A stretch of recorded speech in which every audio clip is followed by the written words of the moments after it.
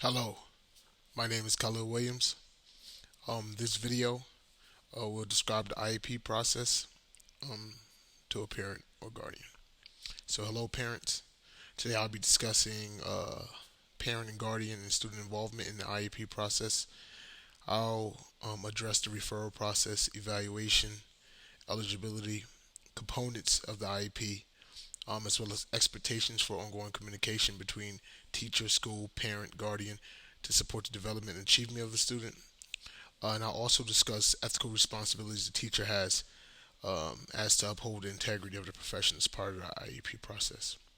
So, to begin, let's first start with parent, guardian, and student involvement in the IEP process. It's very important. Parent and student participation in the IEP process is paramount to achieving IEP goals. Most of IDEA's principles are founded in building strong, meaningful partnerships with families and students with disabilities.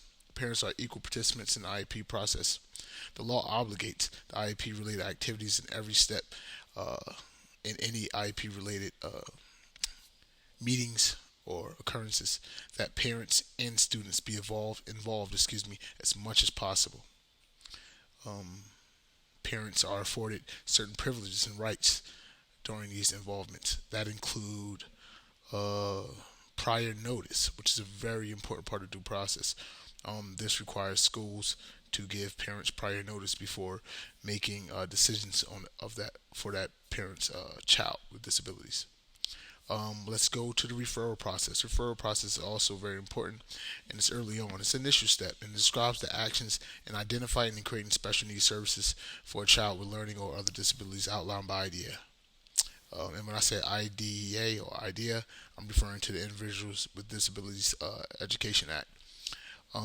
The referral process includes a parent request to the district for their student to be evaluated for educational services, and that leads directly into the evaluation process. The evaluation process includes an evaluator who determines if the child has a disability, and they create a report on that child and what that child can do and what they cannot do. And remember, this all starts with a parent's referral. Additionally, we can move on to eligibility. Eligibility is determination and decision made by the district regarding the eligibility of that child with disabilities for student special needs services. IDEA outlines the procedures when evaluating and deciding if a child has a learning or other disability that impairs that student's learning. Um, and now we can move on. That is referral process, evaluation process, and eligibility determination.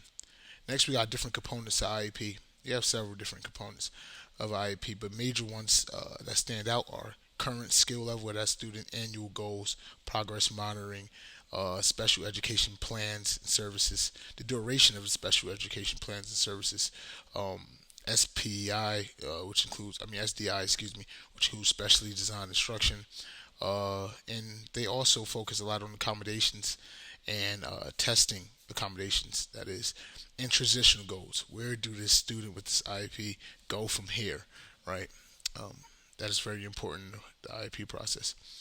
Additionally, we can go into expectations for ongoing communication between teacher, school, parent, guardian to support the development and achievement of the student. This is mightily important in the child with IEP.